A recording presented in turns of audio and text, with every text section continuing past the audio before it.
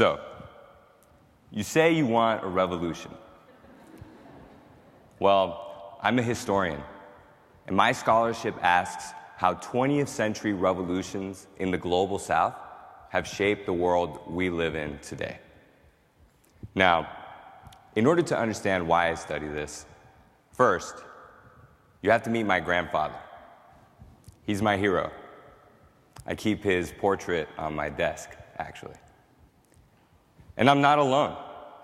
Pedro Joaquin Chamorro is a hero to many people in my home country of Nicaragua, where he's a symbol of civil liberties and resistance to tyranny. Unfortunately, I never got to meet him. Throughout his life, he was a civic leader and journalist who opposed the dynastic dictatorship of Nicaragua's Somoza family. And about 40 years ago, he paid the ultimate price for his struggle. Looking back, scholars widely cite his assassination as a turning point. Popular indignation helped bring about the overthrow of the Somoza regime and helped bring about the Sandinista revolution, the last major socialist project of the 20th century. One which you probably remember because in the 1980s, a Sandinista obsession gripped the United States, with Oliver North and Iran-Contra dominating the airwaves as the Reagan administration sought to roll back leftist revolutions in Central America.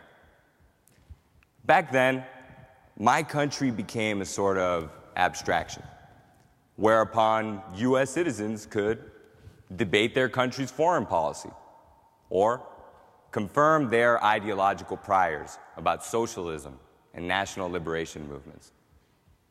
When the revolution ended in 1990, after a ruinous civil war, Nicaragua lost its salience for those debates, and therefore, the obsession ended. But for me, the armed conflicts of the 1980s weren't abstract. They were real. In fact, in a microcosm of what happened at the national level, my family, brought together by my grandfather's passing, was torn apart by the revolution, as some, including my parents, joined the Sandinistas' revolutionary government, whereas others chose to help lead the US-backed opposition. They were literally brothers caught on opposite sides of a civil war. And so I grew up asking, why had there been a revolution in my country? And I grew up wondering if all that violence and sacrifice had been worth it. Those are the questions which brought me here today. My dissertation is the first academic history of the Nicaraguan Revolution, truly told on Nicaraguan terms. That meant probing archives from the Sandinistas' revolutionary government. And in order to write this history, I had to speak with the people who made history. I conducted interviews with guerrilla leaders, diplomats, and heads of state from around the region. But this wasn't easy. At first, I worried that this story was too personal, too messy. How could I be a dispassionate, objective observer? Moreover, as somebody who comes from a privileged sector of Nicaraguan society, I was wary of the old maxim that the winners write history. But the more time passed, the more I realized that my passion was an important reason for studying this, and that, if anything, my privilege gave me a certain responsibility to do so. And what my research argues is that leftist revolutions in Guatemala, El Salvador, and Nicaragua, where the rebels actually won, inadvertently propelled Central America's transition to democracy. It wasn't pretty. Some 300,000 people died in Central America in the 1970s and 80s, as anti-communist dictators repressed calls for social change. Socialist rebels emerged in response, leading to further repression, further revolution, and a violent spiral. Intervention from the United States added fuel to the fire, but failed to reverse leftist revolutions. And out of that bloody stalemate emerged democracy as a compromise. Central American leaders realized that in order to create stability within their societies, and in order to prevent foreign powers from violently intervening in their affairs, they had to create inclusive political systems where all actors could participate.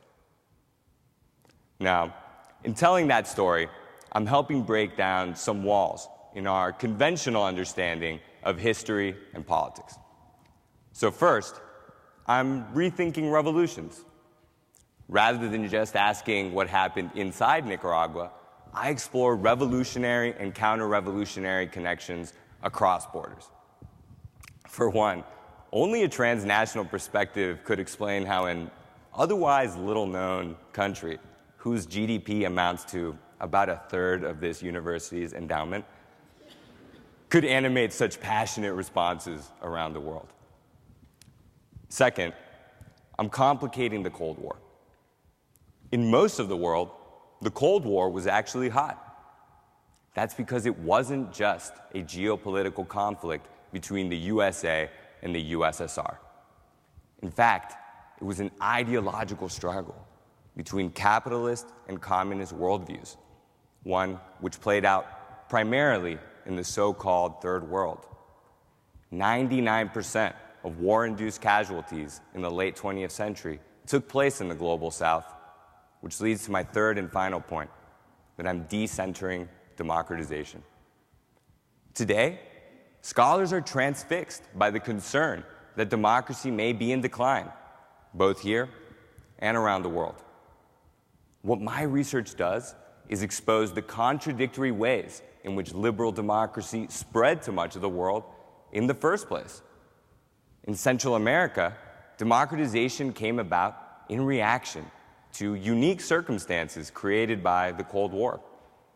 Basically, in much of the global South, people came to see elections as tools which they could use to defuse the civil wars and foreign interventions which had ravaged their countries as a result of the global struggle between capitalism and communism. And it worked. In making politics, people traded bullets for ballots. However, democratization was not designed as a cure for the world's other illnesses: poor economic growth, gaping inequalities, weak institutions. When you look at the Cold War origins of democratization, and you look at that view from the South, it becomes easier to understand the apparent malaise of global democratic institutions around the world today. In other words, democracy didn't just spread magically southwards from Europe and the United States, nor was it the end of history. Rather, it was a pragmatic solution to the challenges of the day.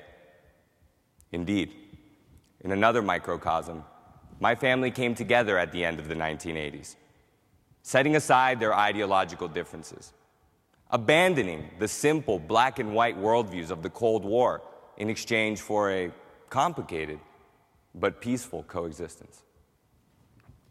These, then, are the stakes of my research. Of course, I would love to ignite a scholarly debate about the place of revolutions in the history of democracy.